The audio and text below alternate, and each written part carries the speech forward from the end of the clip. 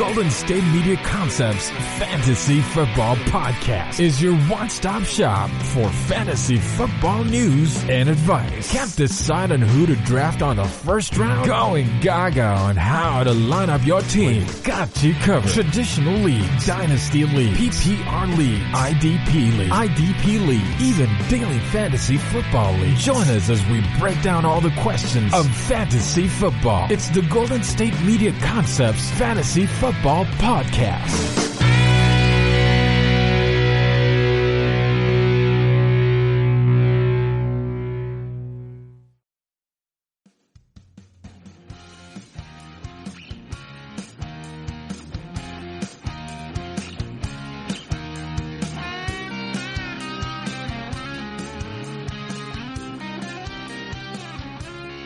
What's going on, everybody? It's the GSMC Fantasy Football Podcast on the GSMC Podcast Network. I am one of their hosts that we do every Friday. I'm Ethan, and we have a lot to talk about today and a lot to go over. So I hope we're all ready to get down and into it. I hope everyone is having a wonderful week or had a wonderful week, as this is usually a Friday podcast. So it comes out near the end of the week. So you can only hope that people, find some common ground at the end of this week, and we continue to listen to people and do what is needed to be done all around the world, not just this country, but all around. So we'll talk more about listening and what that means literally coming up at the near tail end of the podcast. But fear not, we will be talking about some great things today in football speak, so to speak. So, first things first on the list of today's topics is the coaching staff. Coaching staffs can return to team facilities beginning this Friday. So, when you hear this today. All right. So, NFL coaches will be allowed to return to the team facilities starting this Friday. And Ian Rappaport, NFL insider, obtained a memo sent to the teams from Commissioner Roger Goodell that allows coaching staffs to be among the employees eligible to return to club facilities beginning Friday, June 5th. Players not seeking treatment for injuries are still barred from working at team facilities. According to the memo, coaches may return only if the team has received necessary permission from state and local governments to reopen its facility. Clubs may also increase the number of employees in the facility to a total of 100 if allowed by local authorities. Rappaport reported that the league anticipates only the San Francisco 49ers are not able to get to their facility Friday. The Niners are aware and supportive of the plan and have communicated with local authorities to obtain all necessary permissions when available. And the NFL, and then the NFL closed all 32 team facilities earlier in this spring as the COVID-19 pandemic spread across the U.S. Team facilities were allowed to begin reopening May 19th, but coaches and players were barred from returning to as many states continued with lockdown orders. Protocols put in place will continue to be followed as additional members of the teams are allowed to re-enter the building. Friday's return to the office for coaching staffs will be the next step in gearing up for the 2020 season. The memo noted that coaches and other staff, particularly those who may be in a higher risk category or who have concerns about their own health conditions, are expected to meet with medical staff or a personal physician about special precautions that must be taken while at the team facility. The league office will also work with team medical staff to implement COVID-19 testing for coaching staffs and other personnel prior to the players becoming eligible to return to club facilities. So there we have it. We're already making our first step into bringing back football into the fall sports category, and this is a major first step. Of course, there's a lot to come and a lot to go because not everything is going to be written in stone. Now, there's a lot of things that help the fact that NFL can come back is, one, the NFL is not ran by the state; it's a privately owned business. So what does that mean? Like in college football, for example, you can't. The college football universities are technically governed by the state, by the government, by state legislators, all that 9 yards. While the NFL is not. They are ran by, their owners and the commissioner. So they can make rules on when it's time to come back, but they are still working with, local officials, local governments, in order to not, burn any bridges or make anything feel like no one's complying with certain authorities. And that's a good thing. You want to be able to be on all the same pages and be able to make this work not only for the NFL, but to make this work for the fans that follow suit. So, of course, this is not even the first step. This is like the second half step to a total of a whole first step that we've taken thus far in the NFL as far as COVID-19 precautions and trying to get things back to work, so to speak. And that is something that we can all try and get behind, hopefully.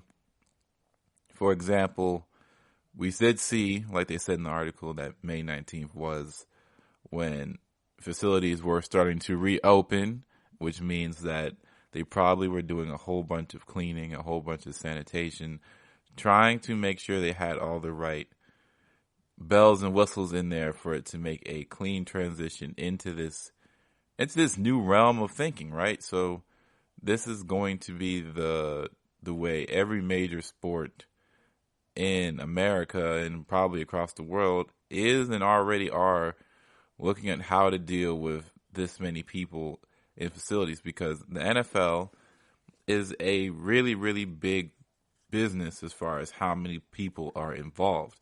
There's scout team, there's coaches, there's facility managers, there's people who work within the facilities, then you have the players, and then you have so many other things, media members, and then things like that to make this well-oiled machine run.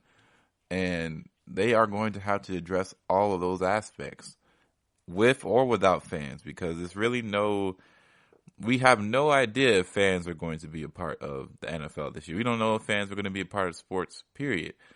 Playing in empty arenas have been seen. They've been generated crowd noise at soccer games and at Korean baseball games. We have not seen really fans at all. Of course, we saw the Tiger Woods, Peyton Manning, Tom Brady, Phil Mickelson golf showdown with no fans. And I mean, that works for golf. I suppose it's already fairly quiet in nature, so I wouldn't see why it wouldn't work out that way anyway. But we do miss the roar of the fans after a really, really well done hit in golf. But I think golf will survive without that. But the NFL, crowds are always been a part of in a large way. It's how you get people pumped up. Some people need the crowds in order to, have that edge, to feel like they're playing for something other than themselves and money, right? And maybe they'll find a way to make this more interesting for players and for people watching at home, because of course at home we like to hear the fans too.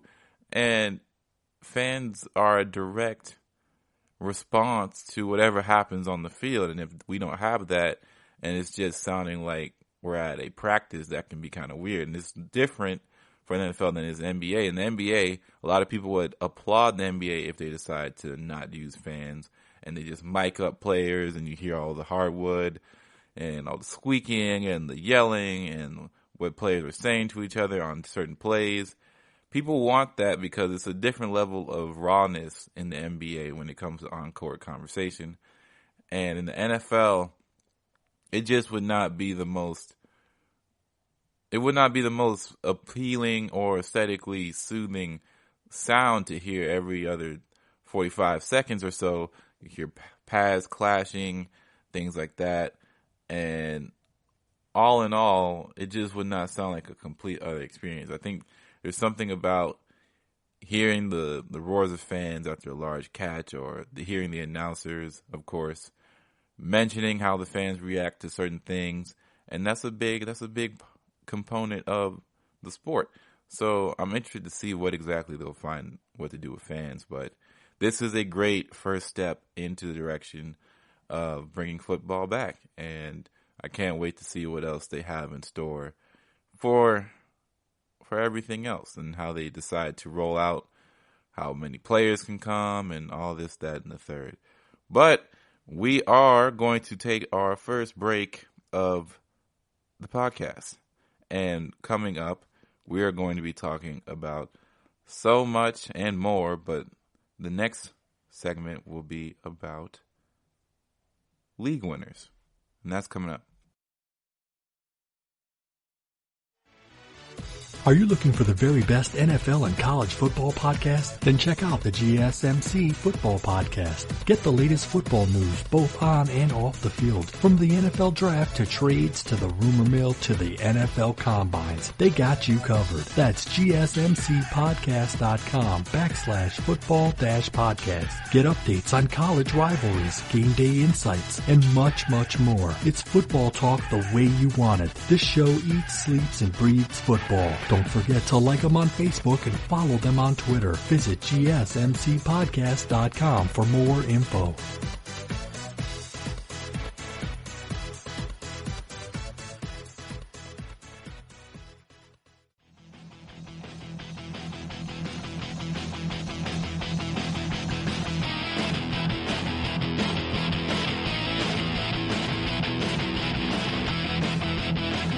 All right, so coming back in, we were talking about a whole bunch of things that relate to the NFL starting to come back, and that is a great thing for us because we play fantasy football.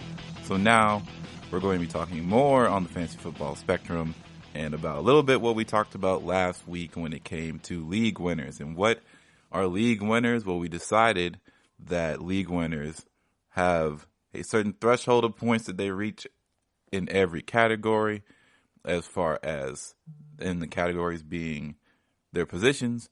And we did mainly wide receivers, running backs, because those are typically your league winners year in, year out, unless you have a very strange outlier. And the way you determine league winners, you typically find them in the first 3 rounds of your draft. And after that, there's a pretty big dip in talent. And it's very imperative, of course, for running backs that you'll find a league winner in the first 3 rounds. So here we are with another fantastic article by Fantasy Pros that I do use pretty much for my fantasy news and figuring out what exactly is going on in the fantasy football realm. And they have a bunch of information about league winners. And they have 8 potential league winners for this season. So the article reads as they see multiple players who are lesser valued and overlooked break out in a big way and carry their fantasy owners to a championship. The top 3 quarterbacks last year was Lamar Jackson, Dak Prescott, and Jameis Winston. Were all drafted outside the top 13 of the position. Austin Eckler, who I had, and Mark Ingram both finished the season as a top 8 running back in half PPR leagues, despite them being both taken outside of the top 20 running backs. Devontae Parker went undrafted in many leagues and ended up in the 7th best wide receiver spot. And that same goes for Darren Waller, who I also had. And there will be surprising league-winning studs this year, but identifying who has potential to make the leap will be difficult undertaking. To help with you, or to help with us, they've got a featured on experts on board to uncover the hidden gems of the running backs and wide receiver positions. So, question 1.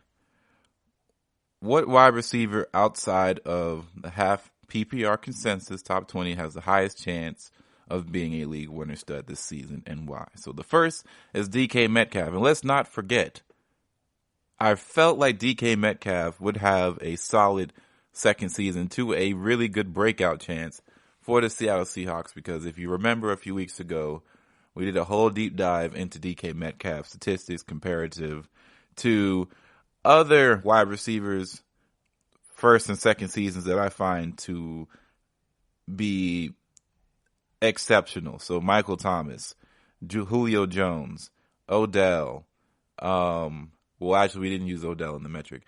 DeAndre Hopkins, Calvin Johnson, people like that. And we compared it to what DK did in his first season, and we looked at what we need to see from him in order to see the projection that we'd hope to get from him. And consensus was he needs to definitely have over 1,000 yards, and he definitely needs to get more touchdowns going. But his catches have to go up to almost close to 70, and his yards need to be around 1,200 yards for the season in order to make a big bump and to show that he is definitely going to be the breadwinner offensive talent on that roster. So they write that it's tempting to go with Terry McLaurin, who hit the ground running in week 1 of his rookie year and continued to produce despite lousy quarterback play. But subpar quarterbacking could still be an obstacle for Scary Terry. So they're going with DK Metcalf, and had a remarkable specimen this man is, a chiseled 6'4", 229-pound unicorn with 4.3 speed and leaping ability of Julius Erving. Metcalf had 58,907 as a rookie. So that's 58 catches, 900 yards, 7 touchdowns as a rookie. And it still only seemed like he was scratching the surface of his talents, which were fully in display in a 7 and 160-1 evocation of the Eagles in the playoffs, of course. And then they played the sublime Russell Wilson. Metcalf's range of outcomes for 2020 include Randy Moss type numbers. And that was written by Patrick Fitzmaurice by the Football Girl.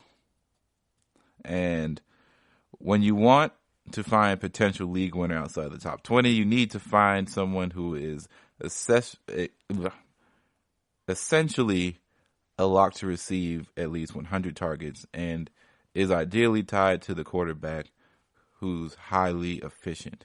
Because of that, DK Metcalf is atop the list because Russell Wilson is very efficient, and despite being considered a raw prospect with a limited route tree, Metcalf already performed as the wide receiver 32 in his rookie season, and the Seahawks defense is in a complete rebuild mode, which will enable the offense to throw the ball a bit more and will only benefit someone like Metcalf where the sky is the limit, and we saw him in the playoffs.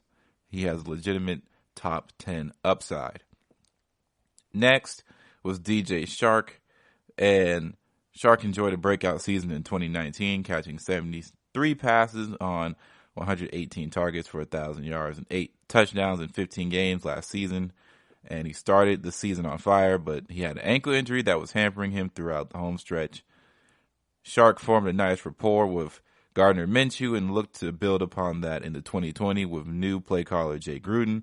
In addition of Gruden, we should lead to Chark lining up with all over formations and being featured in the passing game, especially as an elite red zone threat.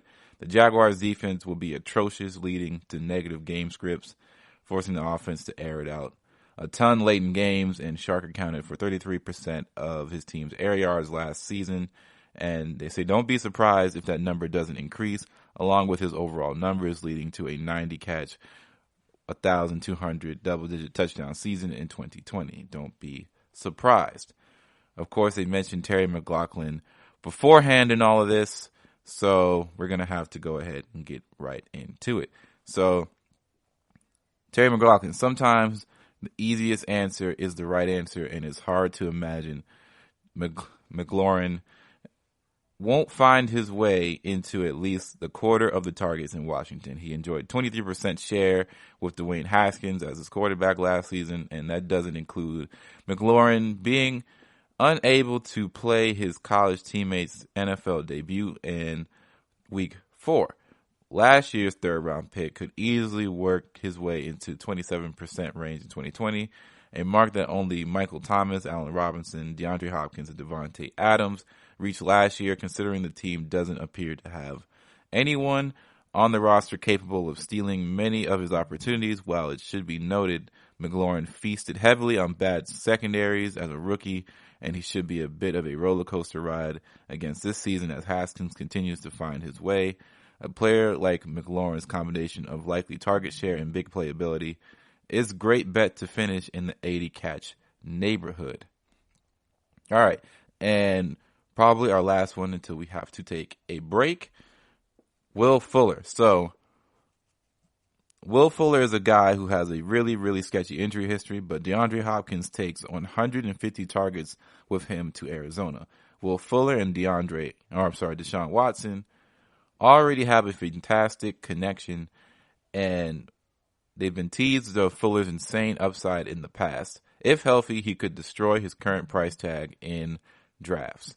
And that's something I've always thought about. I've always seemed to gravitate to the Will Fuller train. I always find myself really going towards him in all of this. And what's funny is, although the injury history is a bit sketchy, I do feel like eventually he'll find a way to. These guys don't always stay hurt forever, but they may lose speed.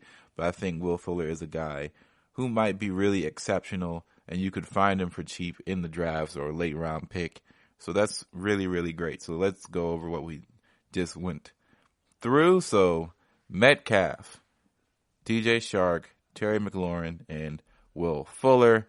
We're going to take another break, and we're going to come back and talk about the running back side of this top 8, and that is coming up. Check out the show that's built on the MMA. From the UFC to extreme cage fighting, they got the fights covered. Check out the GSMC MMA podcast. Get the latest news on past or upcoming fights. Join us as we talk to and about some of the biggest names in the MMA, past, present, and future. When it's the fight game, there's just one show to check out. GSMCpodcast.com/MMA-podcast. Don't forget to like them on Facebook and follow them on Twitter. Visit GSMCpodcast.com for more info.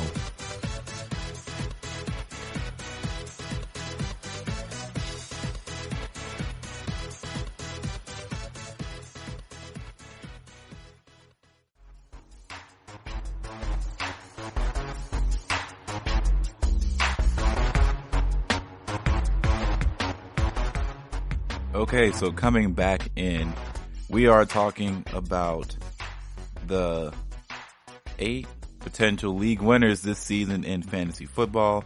And last segment we were talking about the wide receiver side of the 8, and now we are going to be tapping inside of the running back side of things. So the guys who's toting it from the backside. It is the guys coming outside of the backfield and catching and running, and a lot of guys potentially may have some really big promise. And don't forget, this is a consensus top 20 that is outside. So what running back outside of the half PPR consensus top 20 has the highest chance of being a league winning stud this season, and why?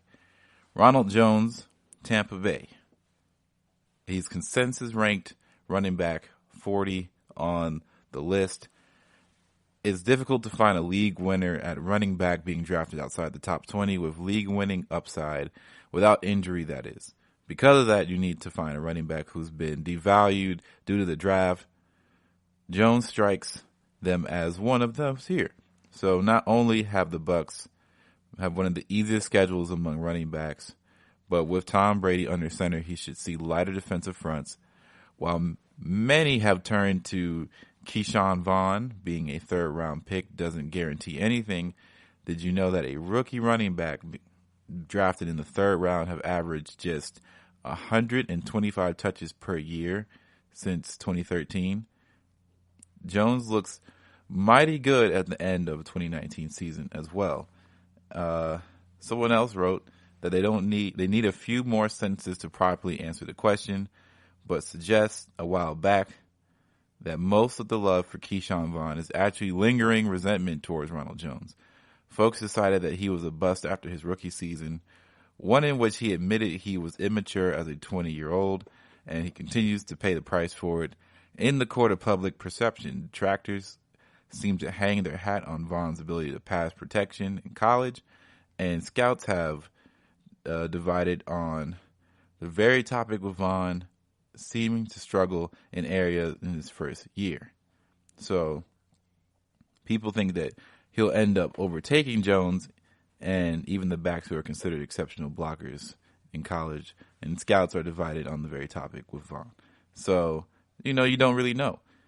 He'll be more of a challenge than the typical running back rookie due to the lack of off-season practices, and Jones is unquestionably more explosive, more elusive, bigger, 225 pounds now, and has more experience in the offense. So it would be unwise to assume that he wouldn't be able to top last year's running back 26 finish when the rookie doesn't enjoy a significant advantage in any single area that matters entering the season. So this makes a ton of sense, honestly, and I don't see why it wouldn't.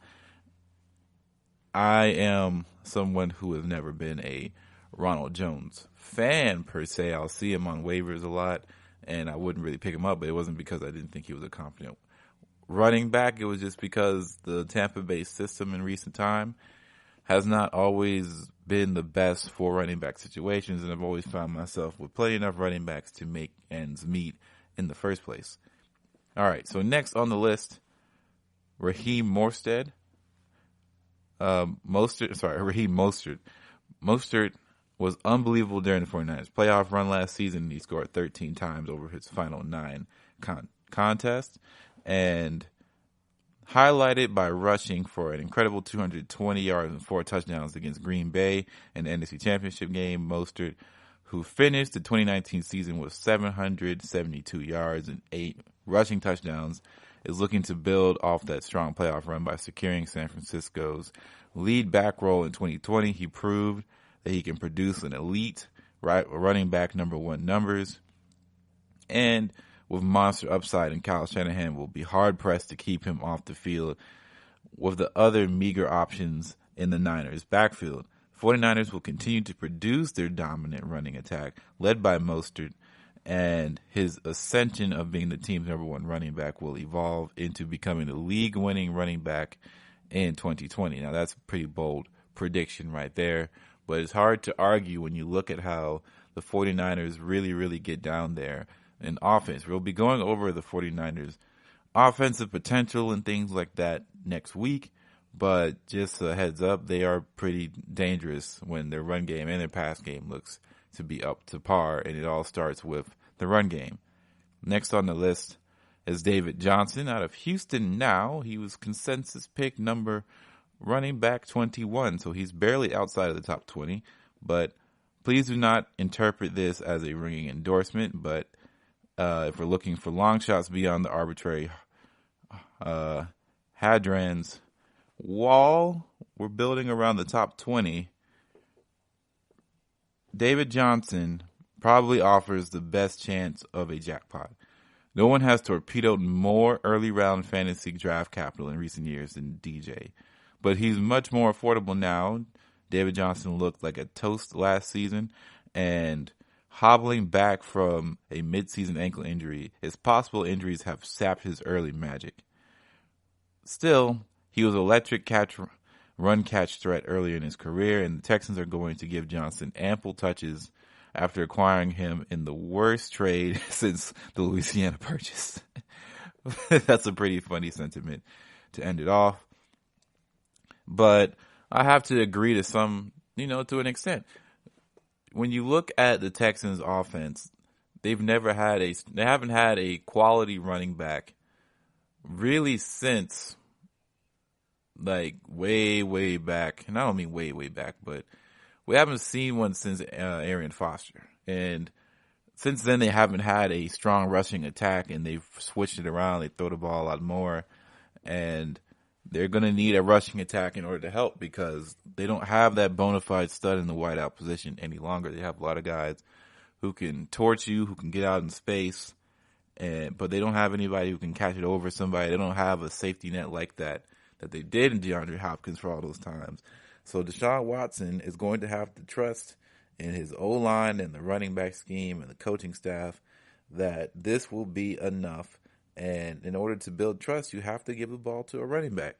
And when a running back is David Johnson, who potentially could still be good, we don't know for sure, but it has been rough for him. It has been tough, and it's hard to not see this as potentially something that could hurt the Texans more than being something that can really benefit them. Because if it's just a mediocre David Johnson, then you really look like you lost a pretty big valuable trade. And I talked about this a few weeks ago with Bryce on the GSMC football podcast, that if this trade does not work out, it's not going to look good for Bill O'Brien at all. And I would have to think that Bill O'Brien is somebody who understands the predicament he's in, which is if this doesn't work out, he's going to either A, lose his GM tokens, like he's going to be done as the general manager or president of football operations, whatever you want to call him, he'll be out of there if this does not work out. And by work out, you have to make a deep playoff run. You may not have to win the Super Bowl, but you have to look legitimate. Like, this has to be a move that looks like this made sense, And for right now, a lot of people, as alluded to, what we just read, think that they got fleeced, and it's the worst trade since the Louisiana Purchase. And that is that's all what you need to know as of right now of what's going on. So the last on this list is Cam Akers, who I have been pretty quiet on as a fantasy football prospect, so to speak.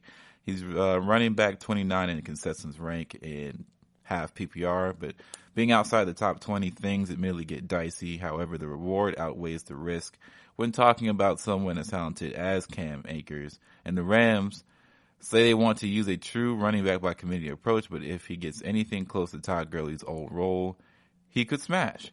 And I guess that's what the last thing I should probably, to end off this segment, is that don't be afraid of running back by committee schemes, because you never know what the role in that committee for that running back will be. Sometimes they might still be the workhorse in a more limited fashion, and they may have more guys that they just want to incorporate in different packages, but just because it's a running back by committee doesn't mean that, oh, you get a touch, you get a touch, you get a touch, you get a touch, and it just keeps repeating on the same pendulum. Like, that's just not how things work.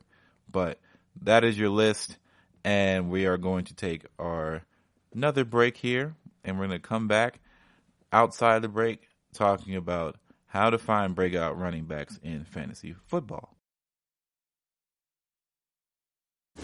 Check out the show built around the women of MMA. From the UFC to the extreme cage fighting, we got the fights covered. Listen. It's the Golden State Media Concepts Women's MMA Podcast. The latest news of upcoming fights, discussions of previous matches. Join us as we talk to and about the biggest names in women's mixed martial arts, past, present, and future. When it's the women's fight game, you know where to listen to. The Golden State Media Concepts Women's MMA Podcast.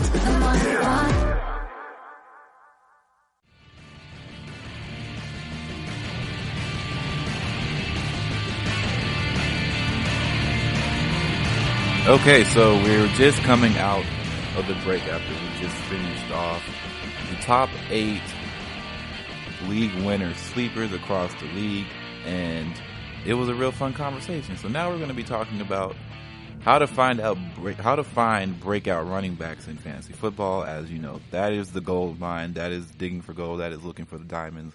That's for finding any jewel of your preference in a heap full of uncertainty. And we are going to use our good friends numberfire.com, as they have an interesting article that I think everybody should check out. But here we go. So we all know we need super values. So we need Austin Eckler from 2019, and we need Alvin Kamara from 2017. We need breakout players. Finding and drafting those players is no easy task, and it's not like they grow on trees, but there is a way to increase our probability of hitting on one of them during our draft. Are they shared traits among players who end up dramatically exceeding their average draft position? Over the next month, we'll be digging into those questions And while digging into them, you'll be reading about it, hopefully, and, this is all that you can hope for. So, defining breakout players. In order to define them, we have to find traits that these breakout running backs share and who the breakout players are in the first place. So they got to get a little nerdy. So they have a bunch of charts going on that shows overall average draft position versus the number of fantasy points players have scored in their draft position since 2011. The average draft position, ADP, if you're not familiar with the acronym, data is from myfantasyleague.com, and the format that they're using is the typical PPR one. So the trend line in the draft represents expectation. A running back picked 50th overall, for example, would be expected to score close to 150 points given how running backs have scored at the ADP over the last 9 years. In turn, any data point above the trend line is a running back who outperformed expectation.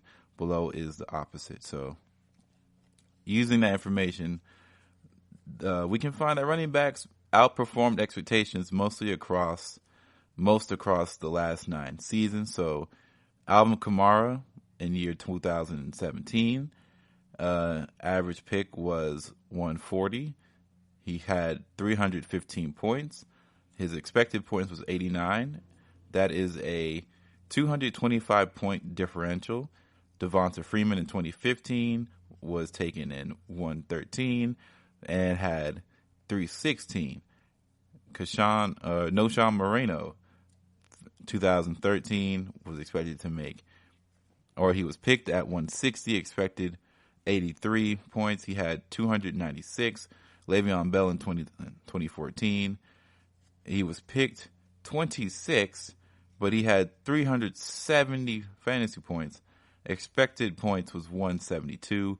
James Conner in 2018 was picked 159, 280 points brought in. Todd Gurley in 2017 was picked 19 but had 383 points altogether. 2018, Christian McCaffrey was picked 7 or average picked 15 and had 385.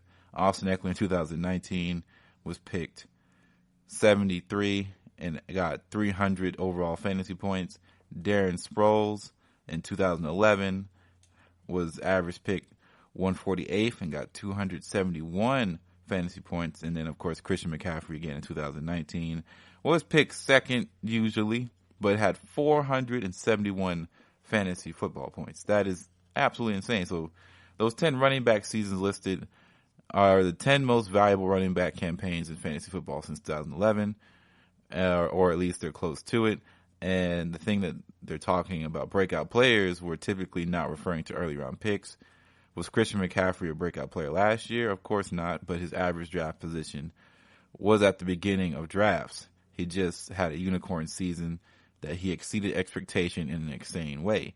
With breakout players, you're more concerned with the middle and late round of the draft, and since that opportunity cost and fantasy draft becomes far less significant after round 5, you can read about that kind of stuff anywhere about opportunity cost. But when you limit things looking post round 5, you get slightly different results. So, of course, Alvin Kamara is still up there, and Noshan, James Conner, Austin Eckler, Darren Sproles. But then you get James White from 2018, who was average picked at 122, but he had 276 fantasy points that season. Alfred Morris in 2012 got 252 fantasy points at around when he was picked around 158. Jordan Howard in 2016 was around 170th, and he got 230. I remember picking him up in in the waivers. D'Angelo Williams in 2015, I remember that as well because I picked him up in waivers. 156 average pick, and he had 233. So these are the later round running backs who giving you the best value over the last 9 seasons, and the sample size of 10 isn't very large. So they expand some things a bit, looking at the top 10 running backs who have outperformed their average draft position most, and examining all running backs drafted after round 5 who outperformed ADP by 100 or more points. And that gives 30 running backs, or 39 breakout running backs. So here are the trends. So the trend, breakout running backs are rarely handcuffs. So looking at 39 running backs in the sample, one thing is clear: running backs who are breaking out haven't typically been handcuffs. Now, the term handcuff is a subjective one. At a high level, handcuffing running backs is in practice of taking a high-end running back's backup in order to ensure production if that running back goes down with an injury. So if you're drafting Ezekiel Elliott, then you may want to consider drafting Tony Pollard too. Among the sample, only 6 of the 39 running backs, 15.4%, had a running back teammate with an average draft position in the top 24 in the first 2 rounds of a 12-team draft. It was just 3. James Conner in 2018, D'Angelo Williams in 2015, Fred Jackson in 2013 had a running back teammate selected in the first round of fantasy drafts. If these breakout players were true handcuffs, they'd have teammates selected high in a typical fantasy draft, but that's not the case. Instead of these 39 running backs, the average draft pick of the top running back in their backfield has been 59th, and that's the end of the 5th round. So the second trend is breakout running backs come from ambiguous backfields. So intuitively, trend 1 tells us that the running backs are coming from hard to read backfields. The average top running back from these backfields have been drafted at pick 59. That means we don't have a lot of confidence in how the backfield is going to shake out. Historically, pick 59 has been a range where we've seen low-end running back 2s fall off draft boards. And the vast majority of breakout running backs are also not being drafted as top running backs in their own team in their sample. 30 of 39 breakout running backs have had backup teammates selected ahead of them in fantasy drafts. So that's 77%. And it pushes forward the idea that breakout running backs are coming from ambiguous backfields. The teammates in front of them aren't very good. They have fairly low average draft positions, but they still are in front of them. And that gives love to the notion that taking a cheaper player in a committee isn't a bad call.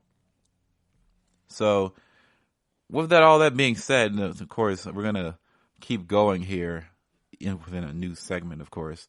But what we're seeing is how people break things down and think things logically when it comes to fantasy football, because at the basic level, it is just picking some of the best players and you just make it do. But you do have to do a lot of research in order to really be somebody who knows what they're talking about and plays. And articles like Number Fire here have, it's very, very good stuff that we're listening to and that we're reading. So just as a reminder, we have breakout running backs coming from ambiguous backfields, breakout running backs that are rarely handcuffed, so guys who don't have someone that you can just go and replace typically and find better answers. And of course, what we're going to be talking about that are typically pass catchers, which I already felt is a given. You kind of have to pass catch to be a breakout running back in today's age, unless you're getting like an unreasonably real amount of touches. So something like a Derrick Henry and things like that. So we're going to take another break, and then coming back, we're going to continue on this trend. Are you looking to get your college football fix? Looking to get the latest news on your favorite school's team? The GSMC College Football Podcast is your ticket to all things college football. Join us as we talk college football from the national championship, the college rivalries, the bowl game, to the Heisman Trophy. To which conference is the best? We've got you covered for the Big Ten, SEC, Big 12, the Pac-12, ACC, and everything in between. Download the GSMC College Football Podcast on iTunes, Stitcher, SoundCloud, Google Play, or anywhere you find podcasts. Just type GSMC in the search bar.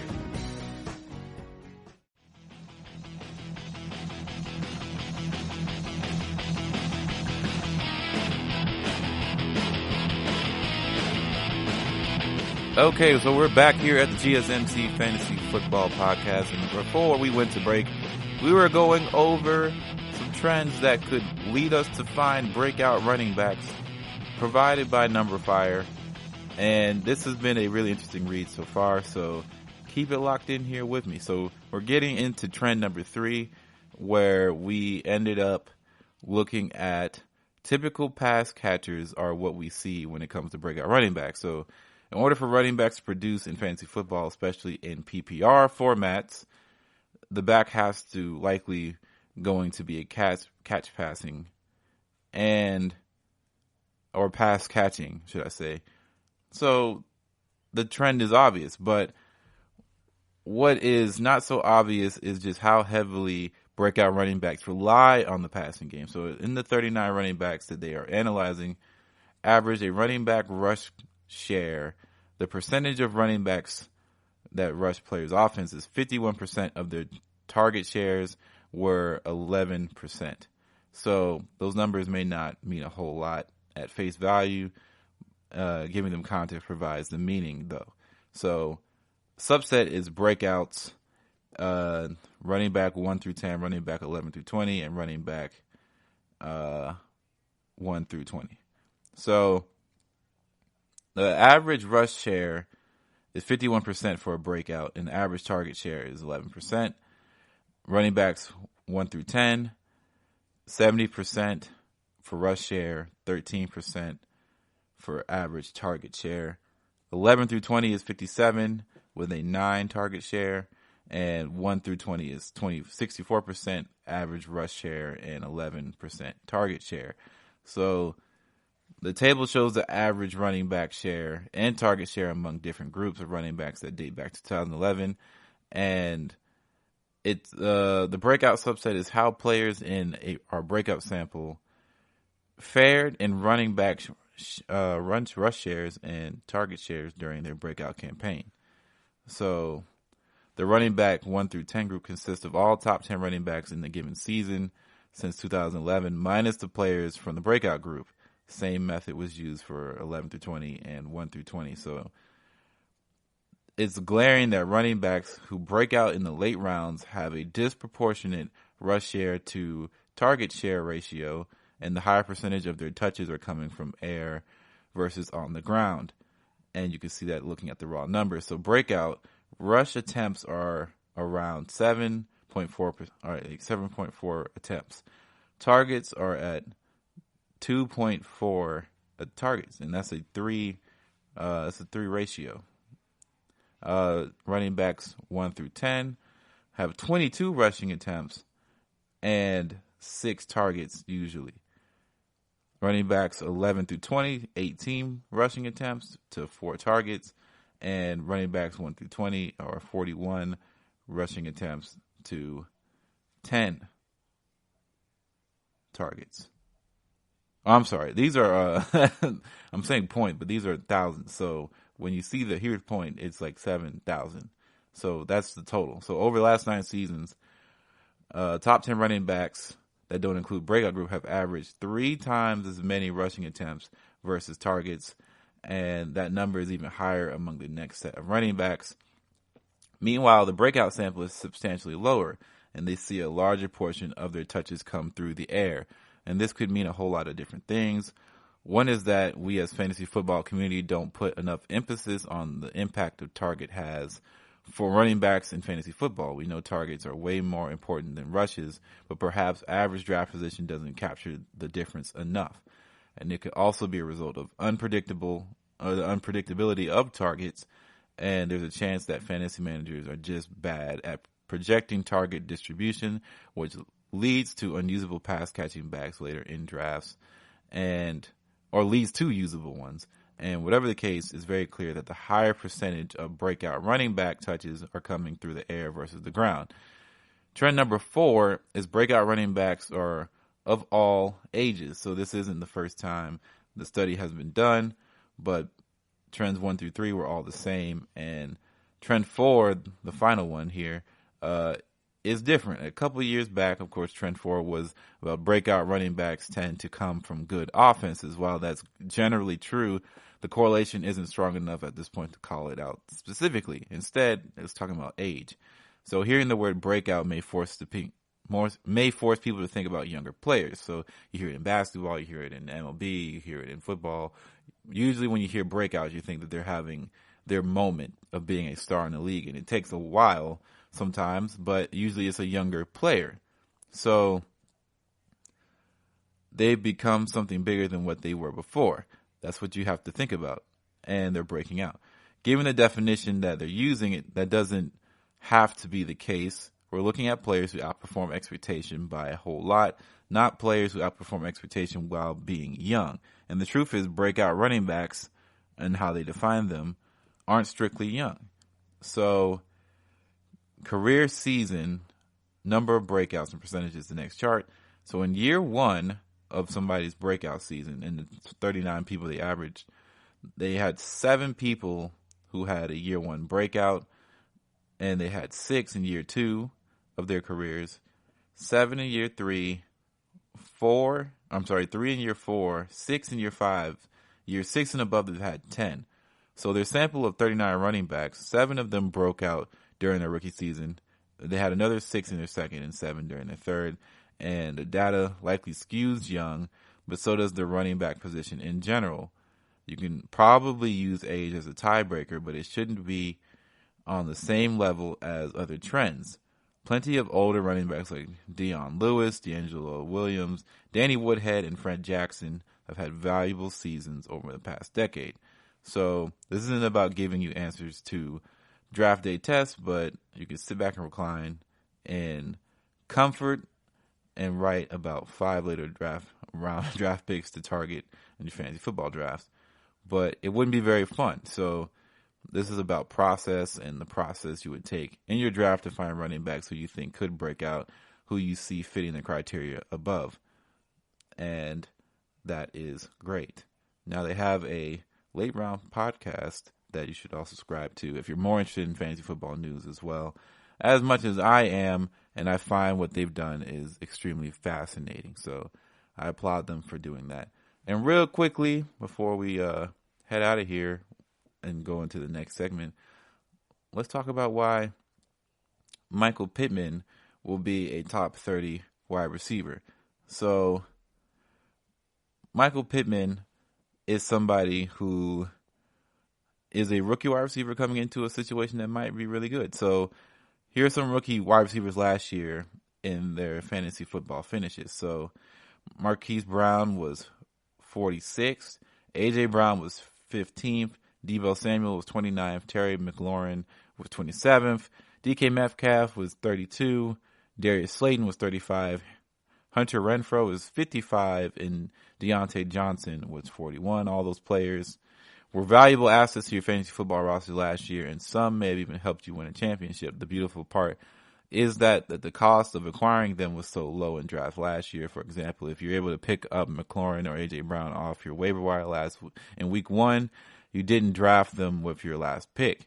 So as we look to the 2020 season, there is a case to be made that they could see several wide receiver rookies that are going to be awesome. And in the offense that has Phillip Rivers, and he didn't have the best season last year, you can only hope that he does improve on himself, or should, for better lack of terms, he gets back to what he used to be. And the Colts wide receiver core has a lot of potential, but there's a lot of unknown when you look at the depth chart. Can Paris Campbell stay healthy to take a step forward? Is T.Y. Hilton on the back end of his career and will be able to stay healthy? Can Jake Doyle step up for him and be a prominent starting role? With all those questions in mind, it's not unreasonable to see the Colts receiving cores break down with the following target share percentages. So Pittman might receive 20%, Hilton 17%, Doyle 15%, Nyheim Hines with 14%, Campbell 12%, Trey Burton 6%, Taylor 5%, Zach Pascal with 5%, Marlon Mack with 3%, cries in the air, and Mo Alley Cox with 3%. So Pittman is going to be the starter on the outside week 1, which means he will never come off the field.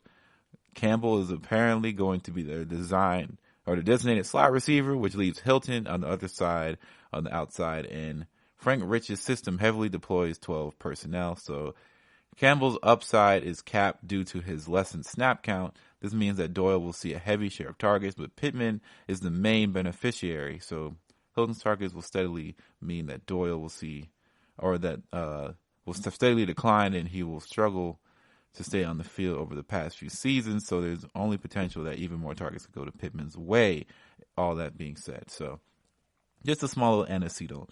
But we're going to take a final break here, and coming back, we're going to end off the podcast.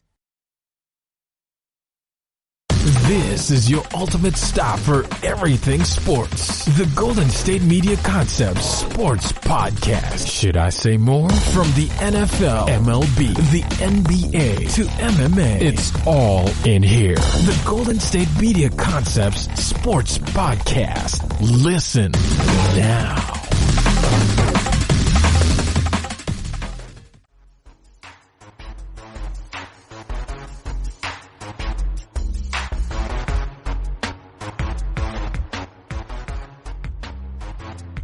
So I wanted to end the podcast on a few different notes, but we got a little fun first coming in. So the NFL, of course, released their schedule, and CBS had a really, really interesting article about travel time and the advantages of travel time in general, and just how much travel time are people or different teams have over than others. So of course, the travel industry has been hit hard by the coronavirus pandemic, but Seattle Seahawks may have single-handedly revived it later this year, and that's because they're going to be racking up a lot of flight miles during the 2020 season. The Seahawks will be traveling a total of 28,982 miles in 2020, which is more than all four teams in the AFC North will travel combined this season. The Seahawks will also be traveling 6,000 more miles than anyone else this year, and the team that will be traveling the second most miles is the Chargers, who will be racking up 22,000 miles, 22,228 miles in frequent flyer. The Seahawks will also have more than 4 times the amount of travel than the Ravens, who have the NFL's lowest travel number at 6,420. The Ravens are traveling the fewest miles since 2016, and when the Steelers traveled just 5,138 miles, the 2016 Steelers rode their travel advantage all the way to the AFC Championship game, which the farthest they advanced in any season since 2010. The team that travels the fewest miles has averaged 9.8 wins per season over the last 6 years, which is how long they've been tallying travel miles. On the other hand, the teams that have traveled the most miles have averaged just 4.8 wins per season over the past 6 years. Also, the team that travels the most miles haven't made the playoffs a single time over that span, which isn't great news for the Seahawks. Speaking of Seahawks, someone in the NFL's scheduling department must have a bone to pick with them, because the big reason Seattle will be traveling more than any other team is because they weren't given the one traveling advantage that was given to every other team in the NFC West. Back-to-back road games on the East Coast. The 49ers, Cardinals, and Rams all saw their travel cut down considerably thanks to the friendly schedule that will allow them to turn 2 road trips into 1. The Rams get road games against the Eagles and Bills in back-to-back weeks, and since they'll likely be staying out east, this will cut down on their travel. The 49ers, the Giants, and the Jets. Cardinals at the Panthers and the Jets also have back-to-back road games in the Eastern time zone. So, although the Seattle Seahawks have to play 4 games out east, Philadelphia, Washington, Miami, and Buffalo, the NFL did not schedule any of those games in back-to-back weeks. If Seattle needs anything else to complain about, they'll also be taking the longest single-week road trip in the NFL this year. So their Week 4 game at Miami will cost them 5,448 miles round trip, which is almost more miles than the Ravens will travel the entire season. So the Seahawks are just one of 3 teams that will have to travel more than 5,000 miles round trip for the year, and the 49ers do it twice, and the Jets at the Jets and the Patriots, while the Patriots do it once with a game against the Chargers. The 49ers would have had to do it 3 times because they play in New York twice in 2020 versus the Giants and the Jets, but the NFL scheduled those games in back-to-back weeks so that the 49ers only had to make 1 trip. The Patriots also caught a break with their Week 14 game against the Chargers because they will be playing in LA again against the Rams in Week 14, which means that they'll only have to take 1 road trip for 2 games. Although Western Division teams almost always rank in the top at the travel miles list, the AFC East teams will be doing some serious traveling this year, as the Dolphins, Bills, and Patriots are all ranked in the top 10 for most travel miles. And if you're wondering whether or not flying a bunch of miles can actually impact the way your team plays, the answer to that question seems to be maybe.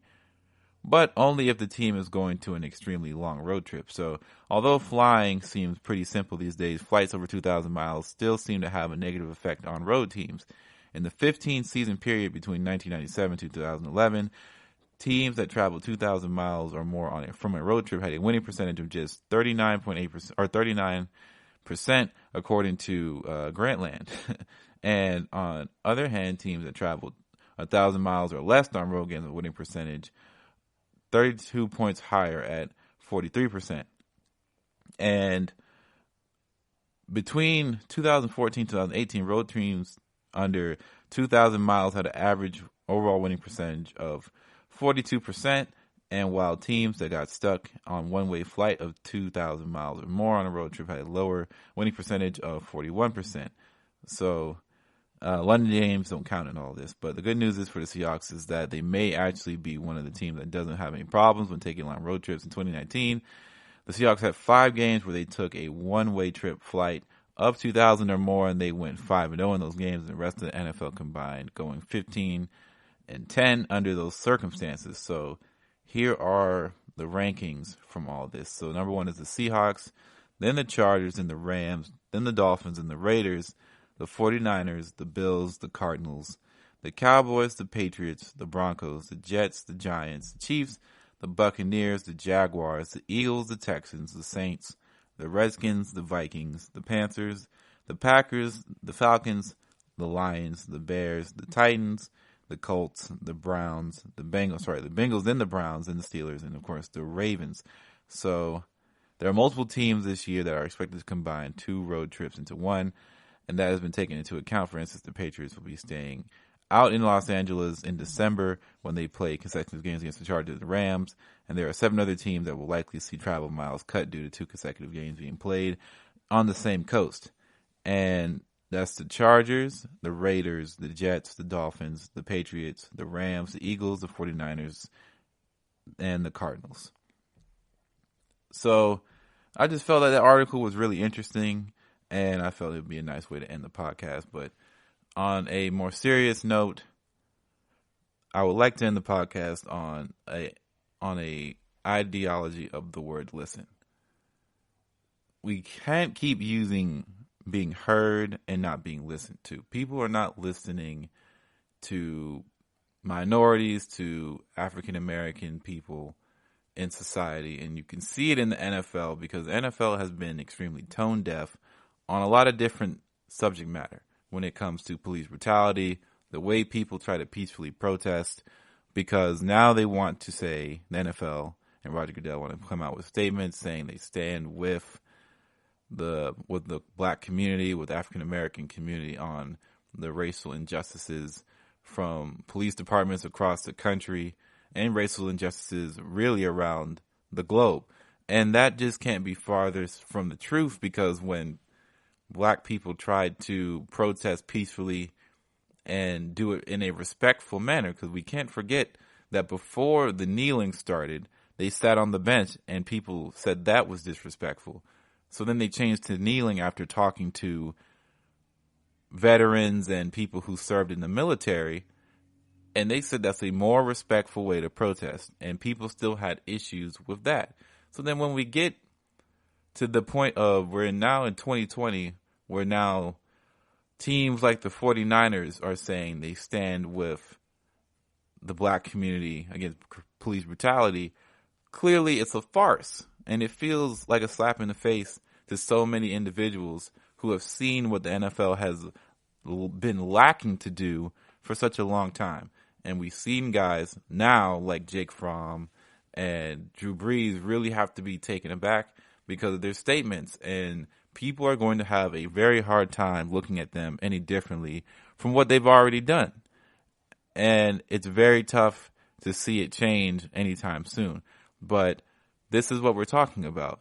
It's never been about the flag, or should we say the flag doesn't represent what a lot of people have in common. the flag is not a one-all representation of how people should feel about it. And I think people are not listening to how people describe how the flag does not represent who they are as people. And that's a big thing. With that said, that will be the last bit of this podcast for the GSMC Fantasy Football Podcast. I hope you all take what I said and enjoy what we talked about today and continue to be better people as we grow and fight for what's right. So we'll see you all next week and keep it locked in with the GSMC. You've been listening to the Golden State Media Concepts Fantasy Football Podcast, part of the Golden State Media Concepts Podcast Network. You can find this show and others like it at www.gsmcpodcast.com. Download our podcast on iTunes, Stitcher, SoundCloud, and Google Play. Just type in GSMC to find all the shows from the Golden State Media Concepts Podcast Network, from movies to music, from sports to entertainment, and even weird news. You can also follow us on Twitter and on Facebook. Thank you, and we hope you have enjoyed today's program.